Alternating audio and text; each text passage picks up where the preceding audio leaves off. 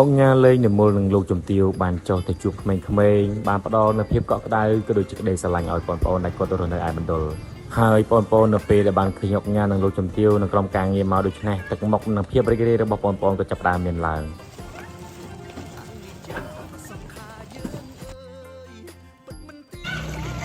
នៅក្នុងការនោះលោកអង្គការនឹងលោកជំទាវក៏ចាប់ផ្ដើមរៀបចំធ្វើនៅមុខម្ហូបផ្ទាល់ដៃតែម្ដងគឺសម្លតុងយ៉ាងបង្កងអំពើសប្បុរសធម៌ជាច្រើនតែងតែកើតមានឡើងក៏ដូចជា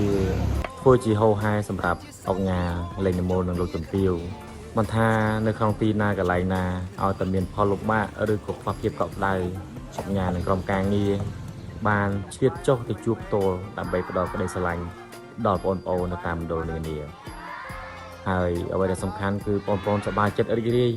ឲ្យតែឃើញមកគឺគាត់សប្បាយចិត្តគាត់ផ្សាយផងគាត់រីករាយផងទាំងនេះហើយគឺជាភាពកក់ក្ដៅនិងសុភមង្គលនៃជីវិតរបស់បងប្អូនដែលគាត់ចង់បាន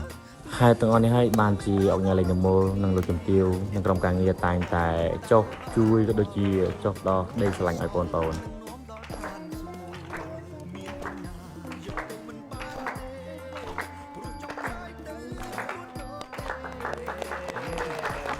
ហើយឥឡូវនេះសម្លតុងចាំបង្កនោះក៏ឆ្អិនហើយហ្នឹងហើយដាក់ជីដាក់អីបន្ថែមដើម្បីឲ្យមានក្លិនឈ្ងុយហើយបងប្អូនក៏នៅគ្នាលាងដៃលាងជើងសម្អាតដើម្បីអនាម័យខ្លះលាងដៃនឹងសាប៊ូយើងទៅបើយើងអត់សាប៊ូយើងលាងដៃនឹងផេះបានសម្លតុងចាំបានឆ្អិនរួចរាល់ហើយក៏ចាប់តាមដួសដាក់ចានមួយចានឲ្យបងប្អូនគាត់ញ៉ាំណាហ្នឹងហើយអង្គការលេងនិមលនឹងលោកជំទាវគាត់បានរៀបចំដួសដាក់ចានឲ្យបងប្អូនហើយជាស្រេចហើយបងប្អូនគាត់ញ៉ាំអ្នកខ្លះគាត់ញ៉ាំអស់មួយចានអញ្ចឹងទៅហើយបងខ្លះថែម12ចានអញ្ចឹងទៅ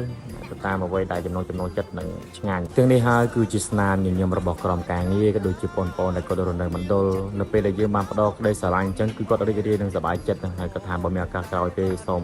មកទៀតហើយធ្វើម្ហូបឆ្ងាញ់ជូនគាត់ទៀតគាត់ចង់ញ៉ាំនៅម្ហូបឆ្ងាញ់នេះហើយអំពើសប្បុរសធម៌របស់អង្គការក៏ដូចជាលើកជំទាវតែងតែមានជាហោហែហើយអំពើសប្បុរសធម៌នឹងមានជាបន្តជារៀងរហូតទៅដើម្បីផ្ដល់ស្នាមញញឹមនិងភាពរីករាយឲ្យបងប្អូនជានិច្ច